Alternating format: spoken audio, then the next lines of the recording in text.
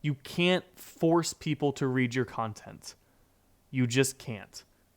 And I think that is the lesson that these companies need to learn at the end of the day.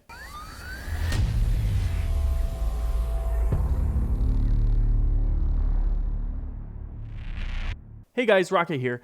Today, we are going to be talking about the news issue that's going on in Canada. But before we do, if you haven't already liked and subscribed, make sure that you do so by clicking that like button and hitting that little notification bell.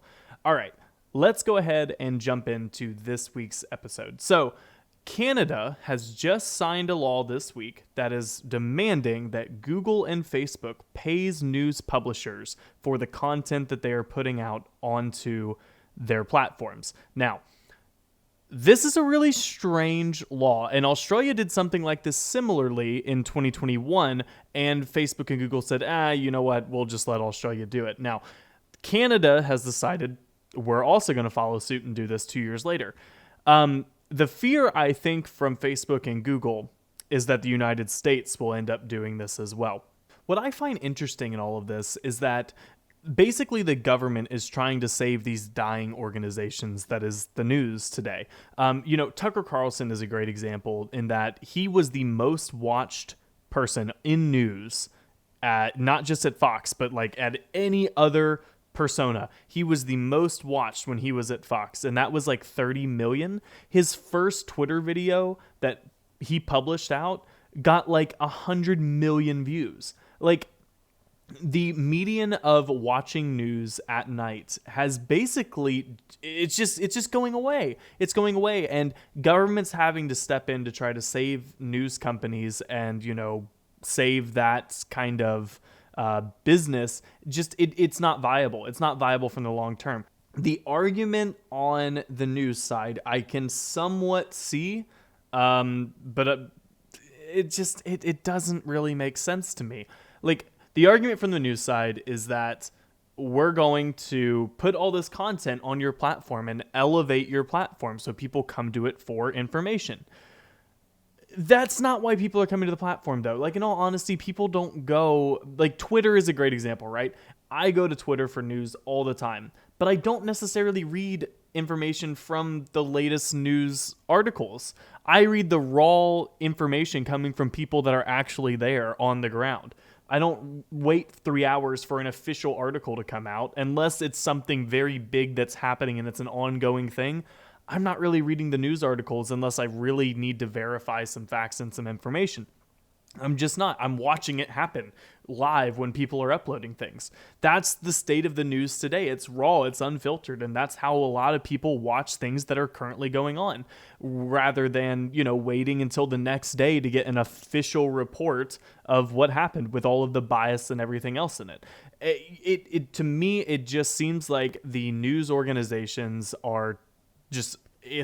Canada and all over the world, and not just Canada, not just Australia, the entire world, the news organization is dead. This is just like newspapers. I'm sorry, it's just like newspapers. The New York Times had to adapt from making newspapers to having a website and making a really snazzy website, even though it has a ton of paywall. But they still had to do that. And now, you're going to have the same thing happen to where, look, no one's going to the New York Times website.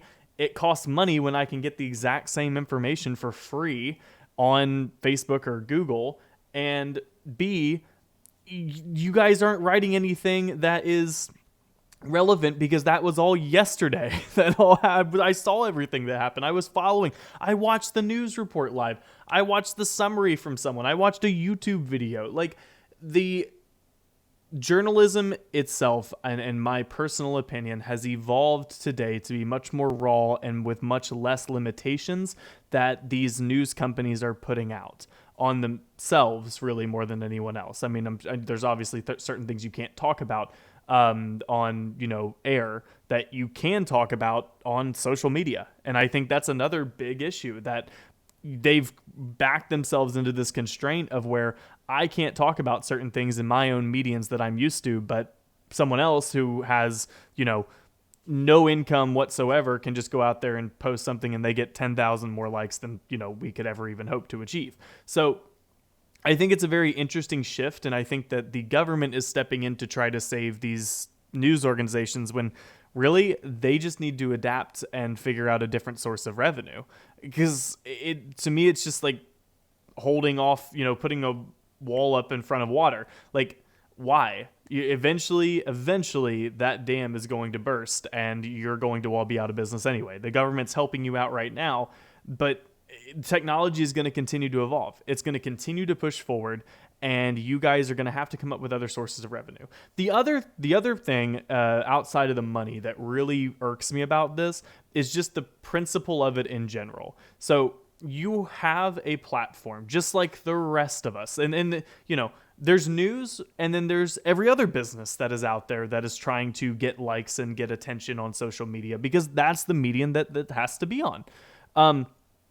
The interesting thing about this is that why is news so special? Like you're saying, news should be paid to put stuff on that platform. Like you're choosing as a news organization to push that content out, and if you're and you're choosing to push it out publicly, that's on Facebook and Google to try to consume that and promote that. Like that, you want them to do that, and now you're saying no, we want to be paid because you're taking our content and you're pushing it up. Like, sure, you can demand that all you want, but at the end of the day, they are doing you a service for free by elevating your content, and now you've demanded to be paid by them to use your content and to push it out. But now you have to deal with that. There's not going to be any, at least for the short term. We'll see. I find it really interesting because they tried to do this in Australia, and eventually the news publishing companies in Australia won because Facebook and Google turned the news back on. So I think Canada will probably be a similar situation. The thing I think that Facebook and Google are scared about is not Canada, it's California, because California is already trying to put this stuff out. They're already trying to craft some laws to where publishers can get paid. I just don't understand it though. Like, you're forcing a company that has free access to the information because you're pushing it out on the web, and you're forcing that company to pay you for putting something on a platform that you want to be on the platform. Like, it doesn't make any sense. It's like inviting someone over to your house and then they bring a bottle of wine and then they demand that you pay for that bottle of wine. Like, no, I just made that the highlight and then said, wow, this wine's amazing. And then you walk up and say, yeah, that's $75 for that bottle. Like, what? It doesn't make any sense. Like, yes, sure, you brought a great bottle of wine, but you're in my house. You're in my house. Why am I paying you? You're in my house. I invited you in. But that doesn't mean that I owe you anything. Like, it just doesn't make any sense to me. Honestly, guys, I'm worried to see what happens to the news organizations in this, much more than I'm worried about what happens to Facebook and Google. I have a feeling at some point it's going to backfire. And to put this in context a little bit back around the money, Facebook paid the Australian news publishers $200 million since 2021. $200 million, which is that's great. But that's not sustainable for them in the long term, which means they're just going to have to turn this off if the rest of the world follows suit and requires them to do it. They're just going to have to turn off the news portion, and then the news companies will lose even more. It's a gamble. I think it's really a gamble more than anything. And I think that a lot of news companies are going to regret trying to do this and trying to, in my opinion, take the easy way out.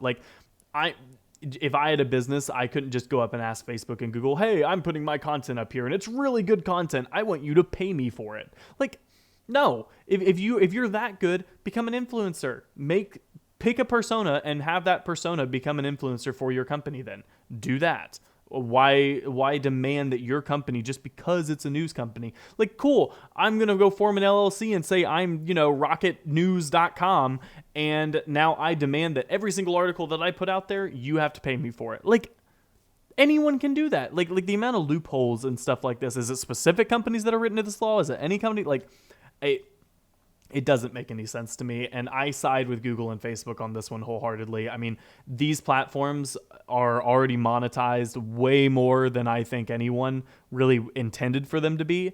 And I know that Facebook and Google, the argument around the advertising that comes in is well, Facebook and Google, they're advertising all of this stuff and we can't compete with it as a news organization. It's like, well, then you probably should figure out a different way to make money, and you should probably figure out a different way to build in advertising, and maybe you need to dedicate more of an advertising budget rather than printing out paper. Like, there's ways for companies to evolve and survive, and I think that this is an easy cop out for a lot of these news organizations, and it's not going to last forever. It's not going to be an indefinite fix, and I think it's really going to be a relatively short fix.